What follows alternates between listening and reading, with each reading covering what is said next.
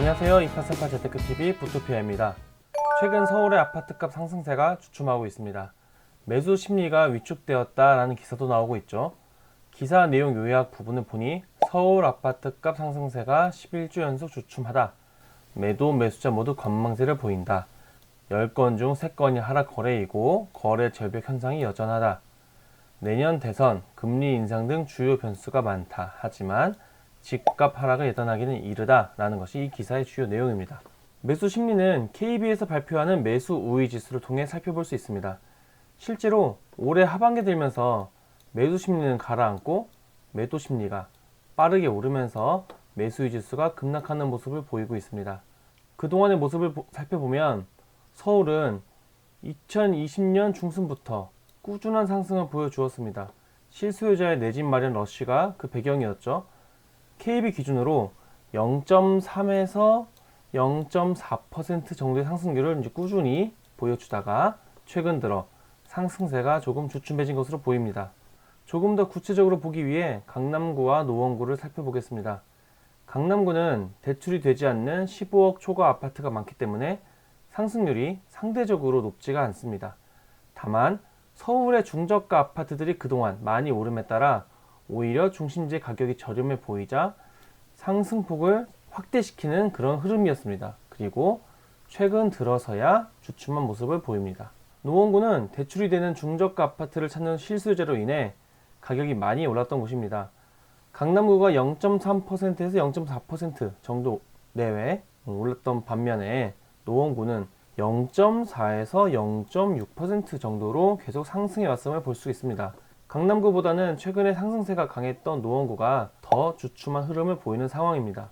이러한 흐름을 보이는 배경으로 대출 규제와 금리 인상이 있습니다.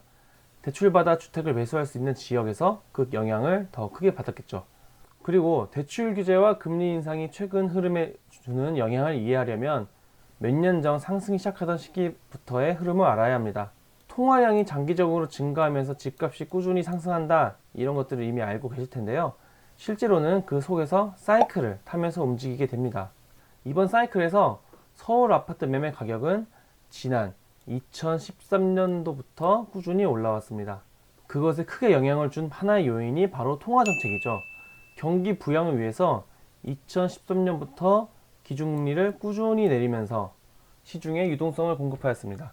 실제로 시중 유동성을 의미하는 통화량 비율인 M2분의 M1을 살펴보면 2013년을 지나면서 유동성이 급속도로 상승했던 것을 확인할 수가 있죠. 18, 19년도에 줄었다가 다시 급등한 모습이 보이는데요. 통화량이 너무 늘어나자 금리를 올리며 속도 조절을 하려고 했다가 이후 코로나 사태가 터지며 금리를 크게 내린 결과입니다. 그리고 그것이 이 저금리가 최근 집값 폭등의 연료가 되었죠. 그리고 현 시점, 이제는 위드 코로나로 접어들면서 탈출구를 모색하고 있습니다. 기준금리를 회복시키기 시작하였고 연내 1회 추가 상승도 예정되어 있습니다. 유동성 회수를 시작했다는 의미입니다. 기준금리 인상과 함께 더불어 유동성을 회수하기 위해 대출 규제를 급속도로 강화합니다. 연간 가계대출 증가폭을 제한하며 은행들이 대출을 중단했던 바가 있고 최근 가계부채 관리 방안까지 발표하였습니다. 차주 단위 DSR을 2, 3단계를 조기 시행하고 제2금융권도 DSR 기준을 강화하며 전세대출 그리고 신용대출도 분할 상환하도록 유도하게 됩니다. 점차 대출 받기도 힘들어지고 상환 여력도 낮아지게 됩니다. 집값 자체도 많이 올라간 마당에 앞으로 금리도 계속 올라간다면 매수하기가 더 부담이 되겠죠. 분위기가 이렇다 보니 고점이다 아니다, 이런 논쟁이 펼쳐지고 있습니다. 그렇다면 향후 서울의 집값은 어떻게 움직이게 될까요? 혹자는 대출 규제와 금리 인상으로 버티다 못한 집주인들이 매도에 나서며 하락을 부추길 것이다 라고도 합니다. 하지만 저의 개인적인 견해는 당장의 하락보다는 상승의 둔화 정도의 무게를 두고 있습니다. 이 그래프는 한국은행이 집계한 주택담보대출 금리 통계 그래프입니다. 파란색이 신규 취급의 주택담보대출 금리이고 빨간색이 잔액 기준 주택담보대출 금리입니다. 최근 기준금리가 오르고 주택담보대출 금리가 오르며 은행들 수익이 크게 증가했다는 이야기를 들으셨을 텐데요. 이는 신규 취급액 주택담보대출 금리가 올랐기 때문입니다. 규제로 인해 은행들이 대출을 조이고 있는 반면 규제가 더 강화되기 전에 대출을 받고자 하는 수요자들은 넘쳐나기 때문에 자연스럽게 이자가 빠르게 오릅니다. 하지만 이미 대출받은 분들의 금리는 그 정도로 빠르게 반응하지 않죠. 따라서 집주인들이 이자 부담을 못 이겨서 내던지는 경우는 당분간 나오기가 힘들 겁니다. 물론 향후 기준금리가 더 올라서 전반적인 주담대 금리 상승을 부추길 수도 있습니다. 내년으로 넘어가며 연간 총량 규제에서 잠시 해방되어 숨고르기를 하는 시기도 있겠지만요. 그 이후에는 재차 금리 상승 추세를 보일 가능성이 높습니다. 집값이 그동안 많이 오르기도 했고 대출 규제도 극도로 강화되었고 앞으로 금리도 계속 올라 매수세에는 부담으로 작용할 것으로 보입니다. 다만 그렇다고 바로 하락으로 전환하느냐, 앞서 말씀드렸듯이 그건 아닐 것이라고 생각합니다. 그동안 시중에 풀렸던 유동성이 워낙 많기 때문에 유동성 축소를 이용해 집값을 하락으로 이끌기에는 다소 시간이 필요할 것으로 생각이 됩니다. 오름세는 지속되지만 그 속도는 과거에 비해서 둔화될 수 있겠습니다. 그러면 그때는 또 폭락하느냐? 만약 하락 전환하더라도 과거의 하락장 수준과 같은 모습은 보이기 어려울 듯합니다. 하락장으로 접어들면 사람들은 매수보다는 전세로 움직이려는 경향이 있습니다. 그 때문에 전세 가격을 더욱 자극하게 되죠. 게다가 집값이 하락하던 지난 2009년에서 2013년은 공급 물량까지 감소했던 바 있습니다.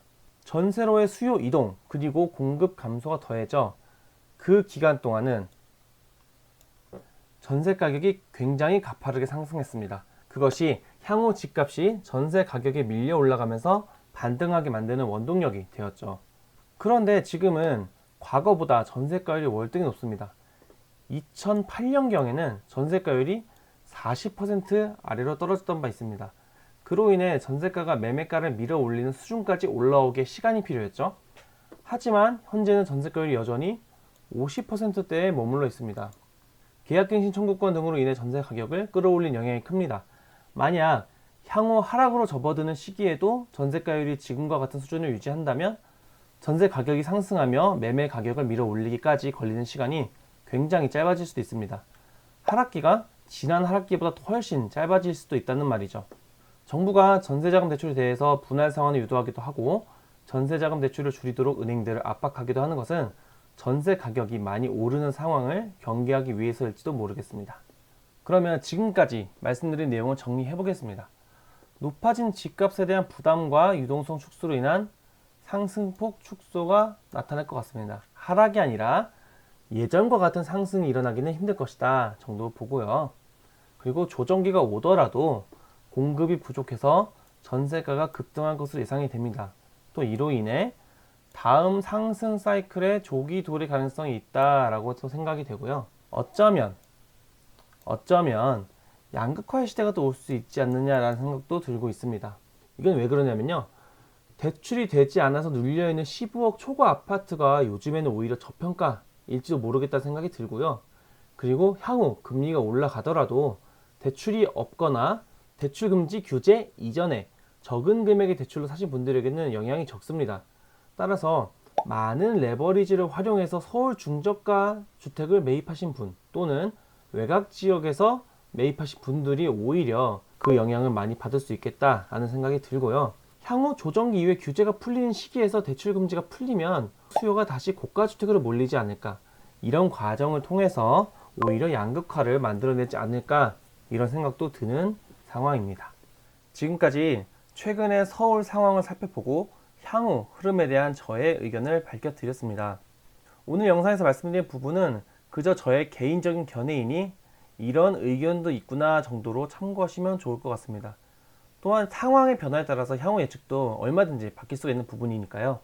중요한 점은 이제 적극적으로 연끌하여 집을 사시라고 말하기엔 약간 부담되는 시기인 것은 분명한 것 같습니다.